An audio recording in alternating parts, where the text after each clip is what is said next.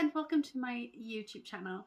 I'm Danielle and I am a very beginner in horse riding, and I wanted to come on here and share my first horse riding lesson with you. I wanted to go into detail as to what actually happened, just in case you are looking into starting and was a bit unsure on how the first lesson can go. So I've sort of had two experiences of two different schools. Obviously the second school wasn't my first lesson, but I really went in as if I was a beginner, as it was only my third lesson or fourth lesson it might have been at a new place. And I was like, I don't know, I just want you to show me your style from the start. So I will give you both different scenarios. So the first lesson that I did ever have, I went in January 2023, and for the one that I found first was brilliant because they offered you the helmet and the boots, which I found very helpful. And within this one it was free of charge, but the price of the lesson was more expensive than the other one, so you sort of pay a little bit more to get them offered out to you anyway. So if you have your own helmet and boots, obviously that doesn't matter. So that was good at the fact that I got a helmet and boots, because I think when you're starting a new hobby, what you don't want is to spend all of your money on the kit, because you could go into this lesson and come away from it and absolutely have hated it, didn't like it, it wasn't what you thought, and it's a lot of money horse riding, and the stuff that you need is very expensive, and to have to spend all of that when you don't have to is a waste of money in my eyes. So try and find somewhere where it definitely offers the hire out of that stuff, or they allow you to just borrow something, is something I would definitely suggest. So the lesson itself was brilliant. I walked in, there was this lovely teacher. I'd never really gotten on a horse as a grown-up before. I mean, I was only a child the last time I sat on a horse, so I couldn't remember it all, but I sat on the horse and she was holding on to probably its reins, or its, what do you call the thing on the face? I don't like, its headpiece, and was sort of guiding me around, and that was the most unusual feeling I've ever had. It wasn't something that I was expecting. Your balance is really off, for me it was, and it just, I felt like I was going to fall off instantly, but it really didn't take long for that to feel normal. And we very much started by walking around, and I think what the teacher will do is sort of see exactly where you are and how comfortable you are, and will literally take it at your pace.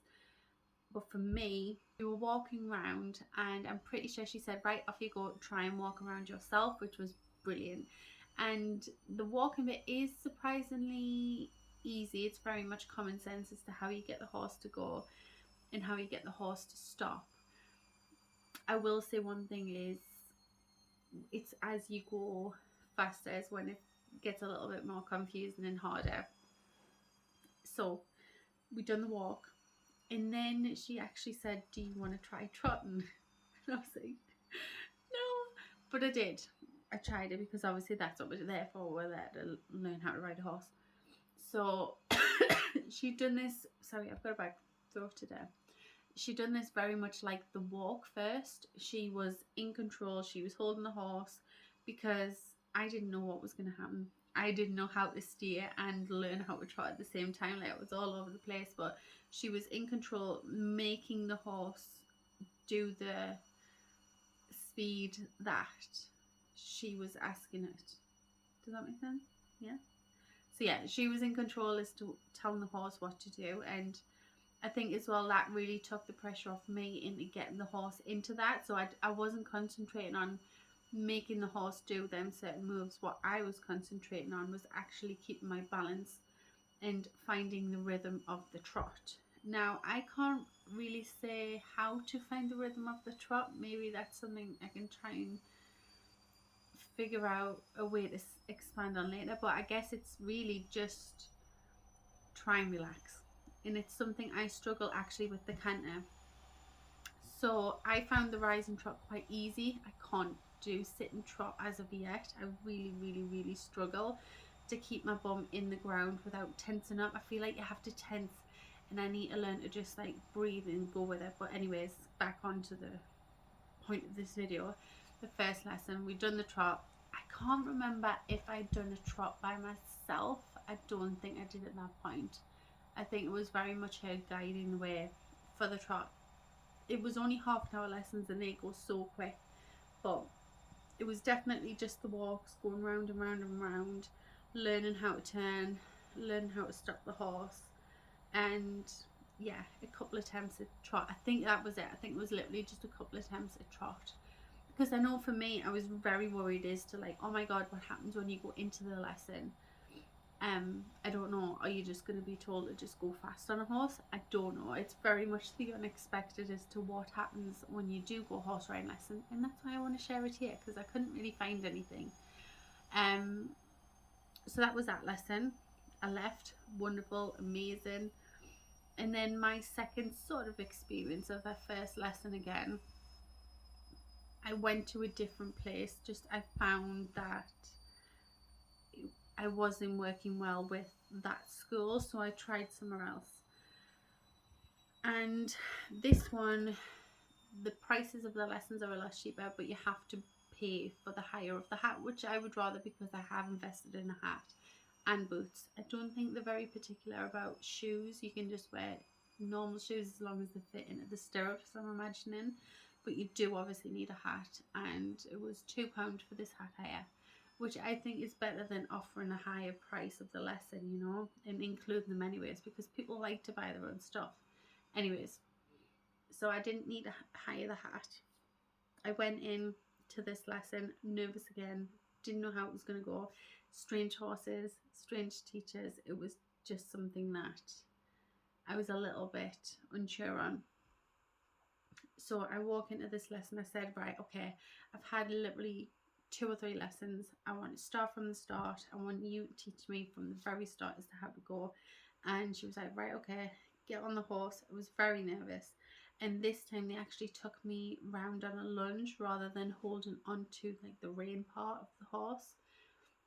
And I found that a lot easier because it meant I felt like I had some sort of control. I felt really sorry for the girl next to me though, running around with the lunge, but it definitely felt as if I was in control that way. Because I do feel like mostly I have heard that people go on a lunge rather than the way that it was for me. It's very much like you go on the lunge, and especially for children, you go on the lunge, you work that way, because if a horse was to not react very well, at least a professional's in control of it at all times, you know. So we went round on a lunge. We were doing walk and trot, and she was happy with that. And then she took the lunge off, and I practiced all by myself.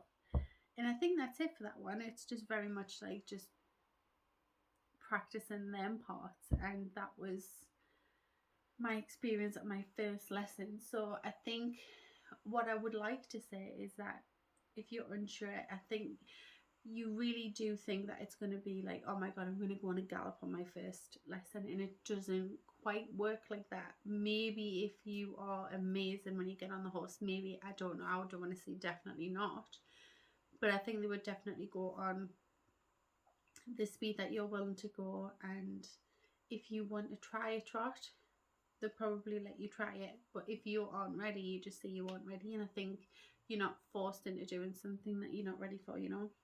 So yeah, overall, definitely recommend. If it's something that you've always wanted to do, it's not as scary as what you think. It's very exciting, and I think it's one of them hobbies that you will know instantly whether or not you're going to love it, which is good, because it's amazing, you know. Yeah, let me know if you've had your first lesson, what happened in your first lesson, and then I guess you can help other people out as well in the comments who are looking to take up horse riding. And if you've got a lesson booked, let me know the date and I can wish you luck. But honestly, if you've been, as an adult, I think sometimes as an adult we get to a point in our life and it's like, oh, I can't really start something new. Yes, you can. If it's something you want and you've always dreamt of, why would you not give it a go? You know, you can always just not do it in the future. Just as long as you try, at least then you can know in the future whether or not you want to keep going. And it, you know that you give it a go, you know, which is amazing. And you've got to remember, like, as a child, we don't always get them opportunities because it is a lot of money, and parents might not have been able to afford it. But now that as a grown up, we are able to choose these own paths in our life, I guess, and hobbies in our life, and we can fund that ourselves. We don't need to ask permission. And if it's something you've always wanted, you have to go out and give it a go, because life's so short. We have to do something for us as well to make our life happy and to give joy to us, you know. So if you are hesitant and you can afford it, all you need is one lesson to say if it's something you want to do, and it's not as embarrassing is what you think. Like, oh, look at that grown up just taking beginner lessons, you know. You'll be surprised as to how many people do that. So yeah, I'm one of them. Thank you so much for watching this video. I hope you enjoyed, and I'd love to see you in the next one.